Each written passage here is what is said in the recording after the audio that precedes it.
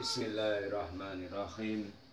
Assalamualaikum warahmatullahi wabarakatuh. Bismillahirrahmanirrahim.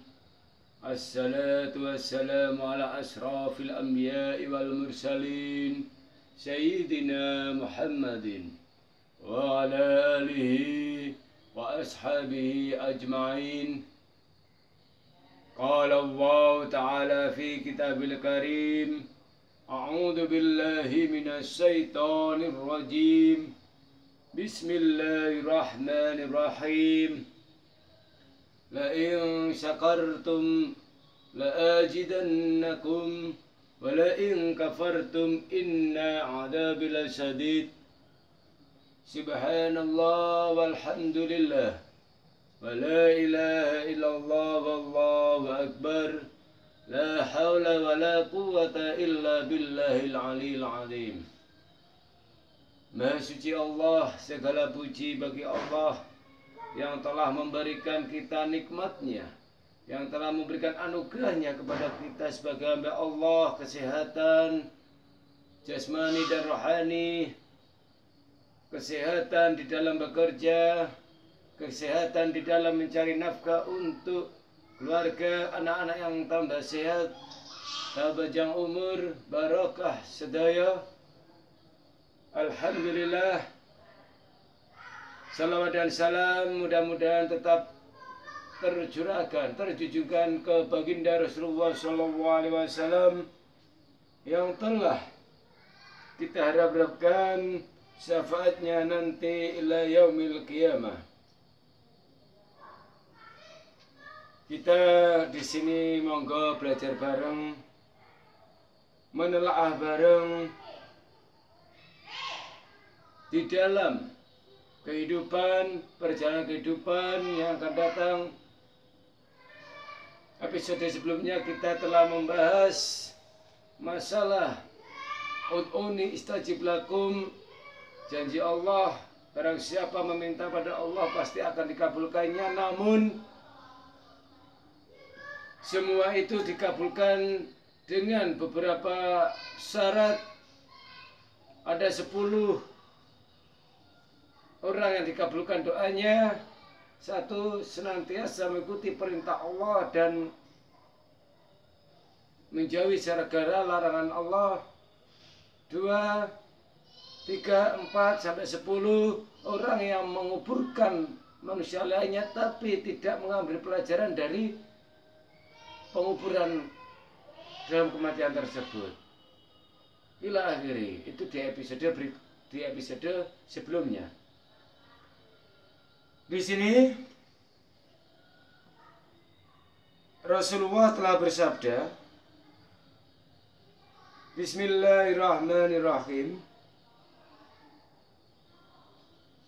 Asratu mimma allamahunna wa amila bihinna abukum Ibrahim, hamsun fi ra'si wa hamsun fi jasadi, ammal lati fi ra'si siwaku wal madatu wal intisaqu wa qassus saribi wa i'fa'ul lihyat, wa ammal lati fi jasadi fal hitanu wal tih wa istihdadu wa tanfu idbi wa qadsu atfari.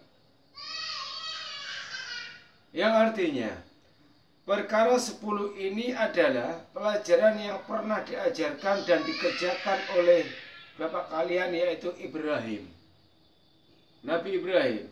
5 berkaitan dengan kepala, dan yang kelimanya lagi berkaitan dengan badan. Adapun yang di kepala adalah bersiwak, berkumur, menyesap air ke hidung, mencukur kumis, dan memelihara jenggot. Sedangkan yang di badan adalah berkhitan, mencukur rambut, kelamin, mencabut rambut ketiak, dan memotong kuku. Di sini pernah diajarkan oleh Mbah Nabi Ibrahim bahwa yang sudah dilakukan orang hamba Allah, orang Islam sekarang adalah sebenarnya sudah sangat benar sesuai dengan apa yang diajarkan oleh Mbah Nabi Ibrahim, yaitu adalah berkaitan dengan bersiwak ketika mau sholat, berkumur ketika mau wudhu, dan berwudhu mencapai ke hidung ketika wudhu, mencukur kumis, ya, memelihara jenggot. Sedangkan yang berada di badan adalah berkhitan, sunat, ya, bersunat, berkhitan. Itu yang diajarkan oleh Mbah Nabi Ibrahim, ya, berkhitan, mencukur rambut kelamin, mencabut rambut, ketiak, dan memotong kuku. Maka banyak hadis mengatakan bahwa memotong kuku itu ada beberapa metode, ada teknis supaya mendapatkan sunnah Rasulullah di situ. Jadi berkhitan bagi yang biasanya kalau di zaman modern ini anak kelas 3, kelas 4 itu berkhitan untuk yang laki-laki. Ya, berkhitan untuk yang laki-laki. Allah Subhanahu wa taala berfirman kepada Nabi Adam alaihissalam, "Aku telah menawarkan amanat kepada langit, bumi, dan gunung. Maka mereka enggan mikulnya. Adakah engkau berani mikul dengan segala risikonya?" Tanya Nabi Adam alaihissalam. "Apa itu risikonya, wahai Tuhanku?" Jawab Allah Subhanahu wa taala, "Jika engkau mengemban dengan baik, maka engkau akan mendapatkan pahala." Mendapatkan pahala. Jika engkau mengemban dengan baik, maka engkau akan mendapatkan pahala. Dan jika engkau tidak dapat mengukurnya dengan baik, maka engkau akan disiksa. Lantas Nabi Adam alaihissalam menerima tawaran tersebut. Firman Allah kepadanya, "Jika demikian, aku akan menolongmu. Pada penglihatanmu, aku telah menjadikan dinding. Jika engkau khawatir melihat perkara yang tidak halal, maka tutuplah matamu dengan dinding itu. Pada lisanmu, aku telah menjadikan pintu dengan 2 gawang. Jika engkau khawatir akan berbicara hal yang keji, maka tutuplah pintu itu, karena takut akan siksaku. Dan aku telah menjadikan 2 telinga padamu. Jika engkau khawatir mendengar hal yang tidak dihalalkan, maka tutuplah. Dan aku telah menjadikan pakaian pada.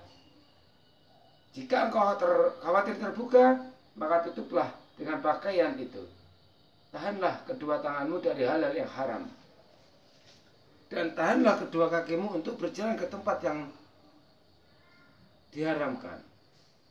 Ya. Jagalah kedua kakimu untuk berjalan ke tempat yang diharamkan. Serta ingatlah akan siksaku.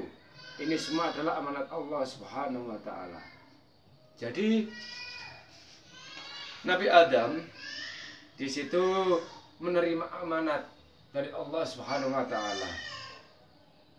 Amanat di situ adalah amanat di mana Nabi Adam jika bisa melakukan dengan baik maka akan mendapatkan pahala. Jika tidak bisa melakukan dengan baik maka akan mendapatkan dosa atau siksa. Apa saja Nabi Adam itu adalah mbah kita, mbah Nabi Adam itu. Berarti itu amanat pada mbah Nabi Adam, juga amanat bagi kita sebagai hamba Allah manusia ini. Apa amanatnya Allah kepada manusia, kepada mbah Nabi Adam? 1, Allah menciptakan mata.